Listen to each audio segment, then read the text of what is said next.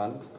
Terima kasih teman-teman media semuanya. Saya akan melanjutkan biar ini kita bisa to the point terhadap problem utamanya dan kesimpulan dan rekomendasi Komnas HAM untuk rekonstruksi peristiwa. Nggak akan saya bacakan, saya akan membacakan langsung terkait analisis faktual-faktual yang tadi dijelaskan oleh Pak BK.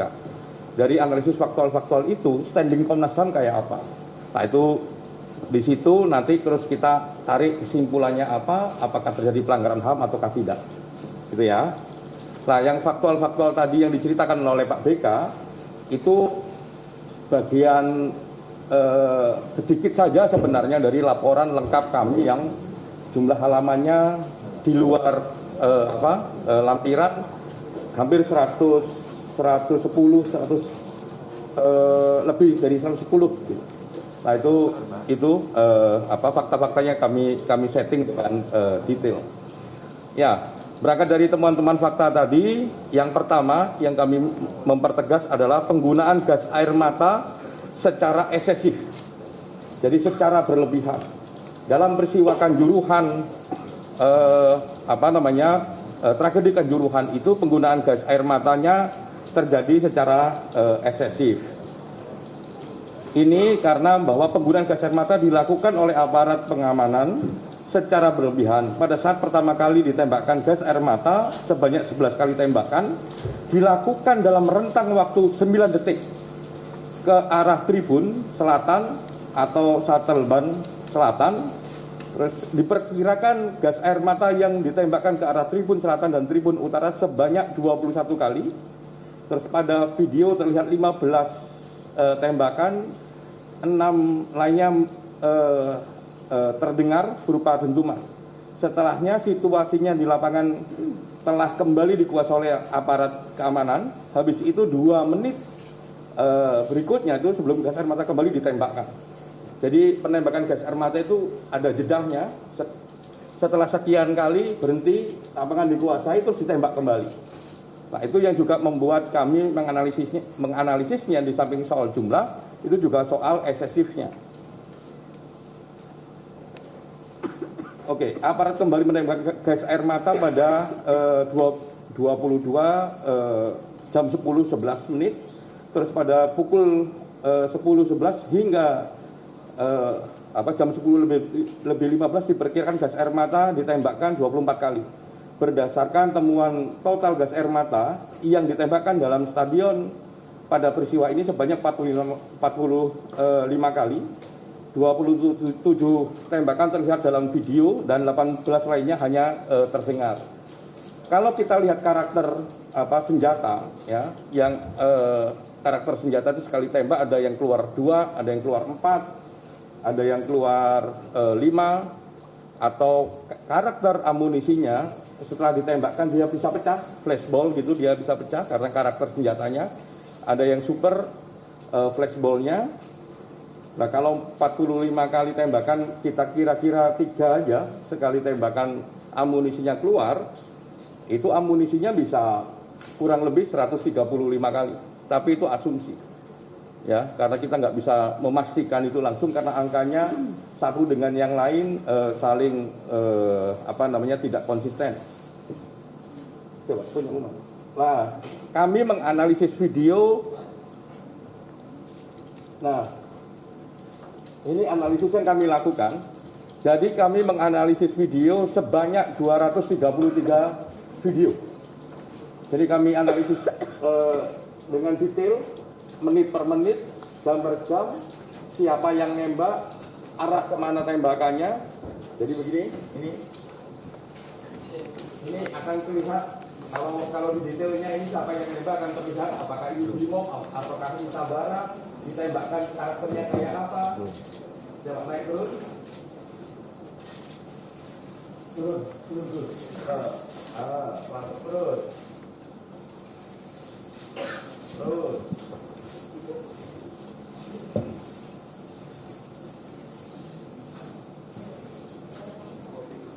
Terus, pelan-pelan. Oke.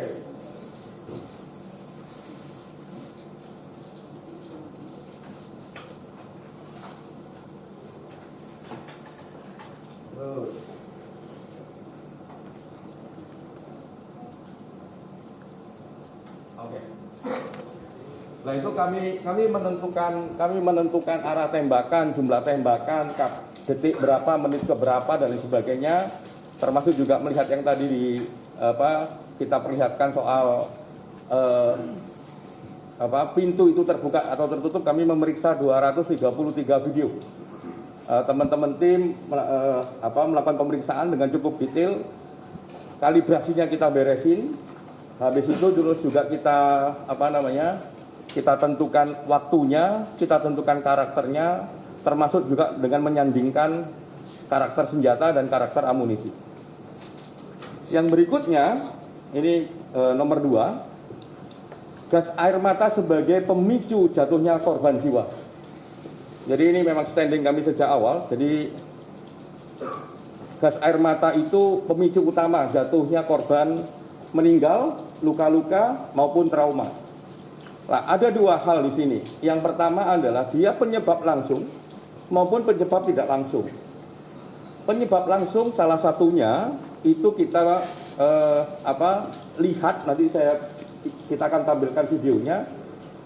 Itu karena melihat karakter gas air matanya. Walaupun dia bukan sesuatu yang mematikan, tapi dalam ruang tertentu, kondisi tertentu dia bisa mematikan. Dan ini yang langsung itu terjadi di pintu 13. Ya, video yang kami bilang video kunci itu menunjukkan itu. Namun demikian, apakah kematian, apakah luka-luka dan lain sebagainya yang dialami para korban itu betul-betul diakibatkan oleh gas air mata, ya kita akan nunggu hasil otopsi. Ya, yang harus dilakukan secara ilmiah. Itu secara indirect, nanti kita tampilin videonya. Yang berikutnya terjadi secara tidak langsung. Ya, tembakan yang ke tribun dan lain sebagainya mengakibatkan kepanikan, ya. Dari panik itu juga mengalami sesak napas, mata sakit dan lain sebagainya. Terus berebut keluar pintu, ya, dengan tangga yang curam seperti itu. Di situ ada yang jatuh dan lain sebagainya, desakan dan lain sebagainya. Lah banyak yang luka, ada juga yang meninggal dan sebagainya. Nah itu yang di banyak titik pintu itu tidak kelihatan apakah itu ada gas air matanya ataukah tidak. Nah, sehingga kita sebut bahwa itu bisa terjadi secara tidak langsung. Nah, secara langsung di pintu 13. Coba di panel pintu 13.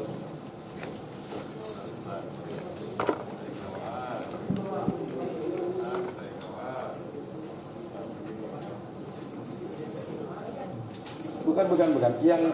Yang tembakan dulu. Yang tembakan dulu. Begini. Balik. Pas ini nanti pas des gitu. Coba.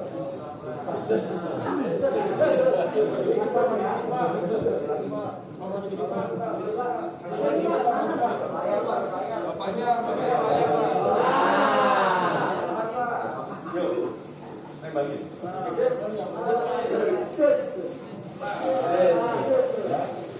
Ini terus kita lihat dulu.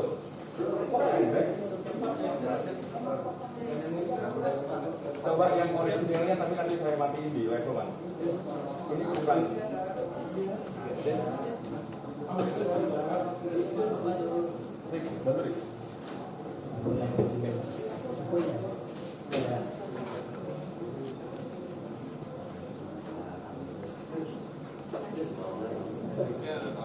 Jadi di antara video ini Pak.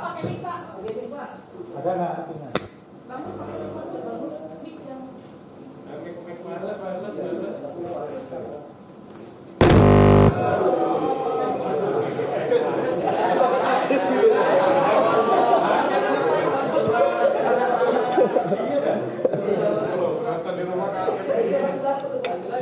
Terus nanti diuji yang kamu punya yang bisa kelihatan dari CCTV.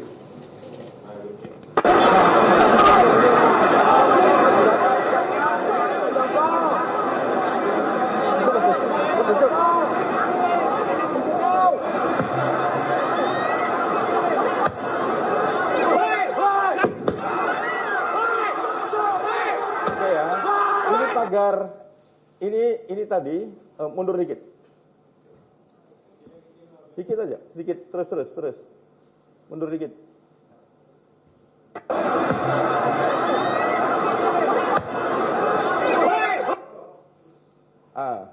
Yang biru tadi itu adalah pagar untuk orang dari tribun keluar ke pintu yang lewat tangga itu. Lanjut.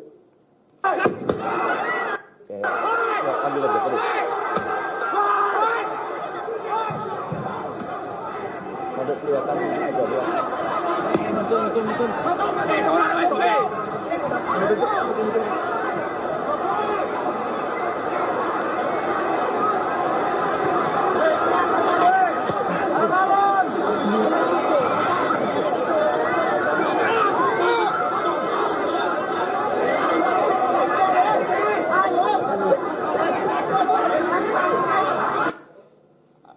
Ini exit 13 ya. Ini terbuka. Kita bandingin nanti yang pintu keluarnya. Sambil nunggu. Jadi ini satu-satunya video yang menunjukkan sampai di dalam sini ada orang meninggal. Termasuk yang ngambil video ini. Meninggal.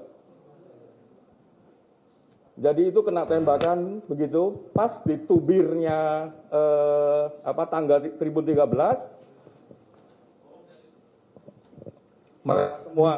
Mereka semua turun, ya.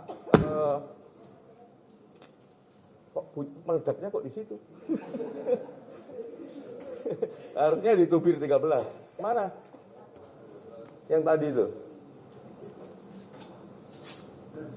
Nah, kita melihat, ya, itu sebelum macet, lah ini ya, perhatiin ya. Ini. Oh.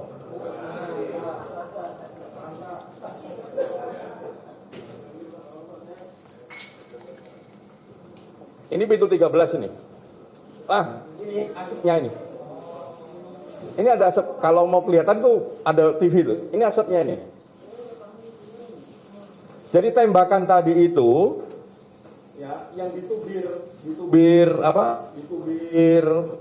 tangga tribun 13 itu yang tadi.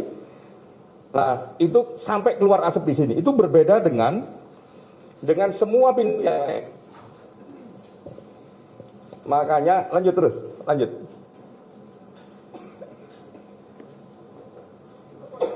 Oh, ini potongan. Nah, ketika ini sudah keluar begitu, ya, terus di sini ada kemacetan, terhambat di situ, terus ada gas air matanya. Nah, itu memungkinkan dalam diskusi kami dengan ahli kimia, ya, CS gas itu walaupun pada karakter dasarnya itu tidak mematikan, tapi dalam kondisi tertentu, ruang tertutup dan lain sebagainya, jumlah oksigen juga kecil dan sebagainya, itu memungkinkan untuk menjadi, ya, kematian. Dan satu-satunya yang kami temukan kita cek di seluruh pintu keluar itu, kita bandingin, satu-satunya adalah pintu 13 yang amunisinya itu meledak di tubir tangganya, terus di pintu keluar tadi itu kelihatan di sini itu gas sampai keluar, jadi ikutan keluar gasnya. Artinya gasnya turun sampai ruang ini. Bisa membayangkan nggak kalau nggak foto yang turun itu? Nah, ini Ini asap gasnya. Karena kita bandingin, ada juga yang di video yang lain, di sini ada asap gas, ternyata itu orang ngerokok. Beneran itu ngerokok asapnya. Kita bandingin dengan foto, kenapa kok ini kita anggap turun asapnya.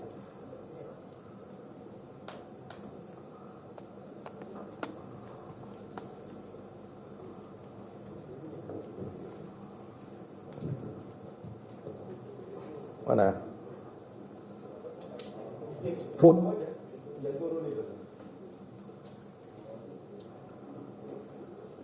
Nah, modelnya begini, jadi ditembak di tubir sini, pas di tubir sini, ya, pas di tubir sini. Asap itu karena banyak orang turun ke sini. Nah, asap itu ikut turun sampai dia keluar di pintu ini. Ini pintunya. Makanya kami bilang bahwa gas air mata itu punya dua posisi. Bisa jadi memang secara langsung menyebabkan kematian, tapi harus dibandingkan dengan pendekatan ilmiah yang lain termasuk otopsi, atau dia tidak secara langsung menimbulkan penyebab kematian. Ya karena panik, terus itunya curam kayak begitu dan sebagainya, desek-desekan, mata panas, dada sesak, terus pintunya juga ada palangnya sehingga macet di situ dan banyak korbannya. Oke, yang berikutnya yang nomor 3, adanya kekerasan di dalam dan di luar stadion. Ya, terdapat tindakan kekerasan di lapangan maupun di luar stadion. Bahwa berdasarkan temuan terdapat kekerasan dilakukan oleh aparat TNI, ya, dalam upaya mensterilkan massa supporter yang ada di lapangan. Sedangkan di luar lapangan dilakukan ketika evakuasi pemain dan ofisial Persebaya yang berada dalam kendaraan Barakuda dan truk Brimob yang melaju ke luar area stadion. Jadi kami mendapatkan keterangan ini dari teman-teman Persebaya sendiri dan kami cocokkan dengan video titik 16 yang itu mengarah kepada parkir, termasuk juga bisa menangkap gapura keluarnya Barakuda dari area stadion. Itu memang ada lemparan-lemparan dan sebagainya. Nah, nomor 4, pelanggaran aturan FIFA dan PSSI oleh PSSI. Ini standingnya. 1, memang tidak ditetapkannya pertandingan Arema versus Persebaya sebagai pertandingan berisiko tinggi. Padahal secara faktual pertandingan itu memang berisiko tinggi, makanya supporternya cuma dari Arema saja. Ya, macam-macam perangkatnya, penambahan pasukan dan sebagainya, itu berisiko tinggi, tapi tidak pernah ditetapkan oleh PSSI. Padahal PSSI memiliki kewenangan untuk menetapkan itu dan mengambil langkah-langkah untuk melakukannya. Dan ini orang tidak menjalankan kewenangannya, ya harus bertanggung jawab. Terus tidak adanya indikator terkait high risk. Setelah kami dalami, ada nggak sih sebenarnya indikator yang tertulis atau SOP yang tertulis terkait high risk yang memang dimiliki oleh PSSI? Ternyata tidak, itu hanya best practice analisa dan sebagainya. Tertulis itu enggak. Ya, ini terutama ketika diambil putusan oleh Sekjen atau Sekretaris Umum. Kalau dalam bahasa di instrumennya, bahasa di organisasi PSSI dipanggilnya Sekjen, tapi di instrumennya dipanggilnya Sekretaris Umum. Yang berikutnya adalah Match Komisioner tidak memenuhi standar AFC dan tidak memahami regulasi keselamatan dan keamanan PSSI. Jadi Match Komisioner ini adalah kepanjangan tangan PSSI. Dia memastikan regulasi PSSI itu dilakukan ataukah tidak. Ternyata Match Komisioner sendiri mengatakan dia tidak memahami regulasi keselamatan dan keamanan PSSI. Nah, bagaimana orang yang memiliki kewajiban terhadap monitoring pelaksanaan regulasi, tapi dia sendiri tidak memahami regulasi itu sendiri. Nah, yang lebih ini lagi, dia tidak memenuhi standar AFC. Ini penting kami tekankan karena memang sebelumnya kami dikasih keterangan bahwa Matchcom yang hadir di pertandingan itu memiliki lisensi AFC. Ternyata Matchcomnya sendiri mengatakan enggak, saya tidak memiliki lisensi AFC. Ini problem yang serius. Yang berikutnya adalah PKS antara PSSI dengan Polri tidak sesuai dengan regulasi FIFA dan PSSI. Jadi tadi seperti yang dikatakan oleh Pak BK bahwa inisiatornya adalah PSSI, ya, itu PKS itu adalah desain pengamanan secara umum bagaimana penyelenggaraan sepak bola ya oleh PSSI yang melibatkan kepolisian. Tapi kalau kita baca secara substansi isi PKS itu ia melanggar aturan dari PSSI maupun FIFA, dan itu tidak dipertahankan oleh oleh PSSI. PSSI juga nggak mendrafting itu, bahkan menyerahkan proses pengamanannya kepada kepolisian. Makanya turunannya itu yang namanya Renpam dan sebagainya yang harusnya itu tanggung jawab security officer menjadi tanggung jawabnya kepolisian. Nah ini memang secara problem serius itu menjadi cikal bakal kenapa kok ada Brimob masuk, ada Brimob pembawa gas air mata, ada Barakuda di situ, ada Sabara di situ dan sebagainya. Dan ini tidak hanya terjadi di Kanjuruhan, kita kira, dan itu hampir di semua pertandingan ya ada simbol-simbol yang dilarang oleh FIFA, oleh PSSI sendiri masuk ke sana karena memang salah satu rujukannya adalah PKS, dan PKS diinisiasi oleh PSSI, sehingga memang PSSI melanggar aturannya sendiri. Yang berikutnya adalah pengamanan melibatkan Samapta dan Brimob. Intinya sama, kayak tadi kami jelaskan, ini melanggar pasal 19B, tapi pada pokoknya adalah ya karena memang dia masuknya pakai PKS, yang PKS-nya didesain oleh PSSI, ya yang dibiarkan bahwa polisi mendesainnya itu dan ditandatangani oleh PSSI. Jadi problem utamanya di struktur desain pengamanan yang dicerminkan oleh PKS antara PSSI dan kepolisian.